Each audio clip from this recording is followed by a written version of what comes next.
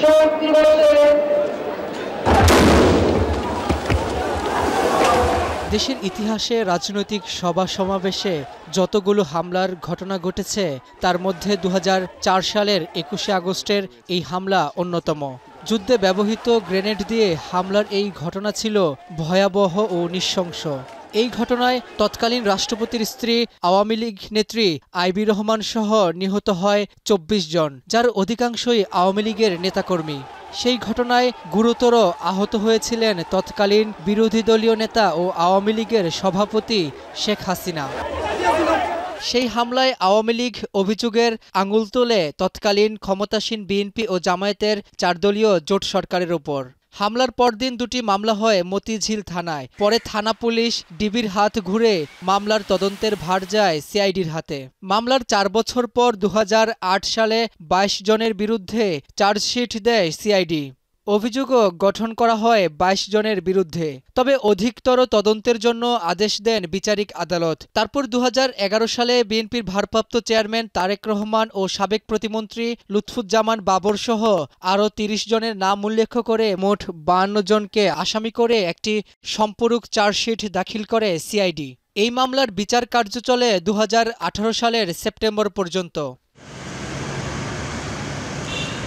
২১ আগস্টের ঘটনায় হত্যা ও বিস্ফোরক আইনের ২ মামলায় ২০১৮ সালের ১০ অক্টোবর রায় দেয় ঢাকার দ্রুত বিচার ট্রাইব্যুনাল ১। বিএনপির সাবেক প্রতিমন্ত্রী লুৎফুজ্জামান বাবর, সাবেক উপমন্ত্রী আব্দুস সালাম পিন্টু সহ ১৯ জনকে মৃত্যুদণ্ড দেয়া হয়। মামলায় বিএনপির ভারপ্রাপ্ত চেয়ারম্যান তারেক রহমান, বিএনপি নেতা হারিস চৌধুরী, কাজী শাহ মুফাজ্জল হোসেন সহ ১৯ জনকে দেয়া হয় যাবজ্জীবন কারাদণ্ড।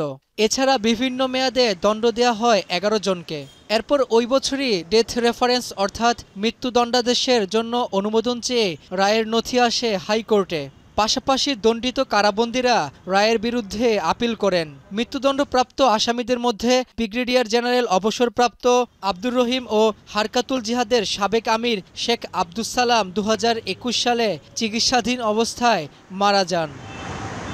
৫ আগস্ট কর্তৃত্ববাদী আওয়ামী সরকারের পতন হলে প্রায় ৭ বছর পর গত ২৩ অক্টোবর বহুল আলোচিত এই মামলার ডেথ রেফারেন্স ও আপিল শুনানির জন্য পাঠানো হয় বিচারপতি AKM আসাদুজ্জামান ও বিচারপতি সৈয়দ এনায়েত হোসেনের হাইকোর্ট বেঞ্চে।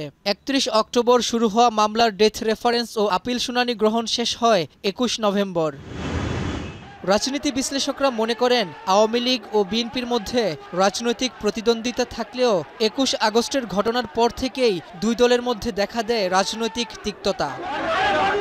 রাব্বি হোসেন, এখন, ঢাকা। শিয়া বাটার ও ভিটামিন ই সমৃদ্ধ lily glam beauty soap. Lily, always beautiful.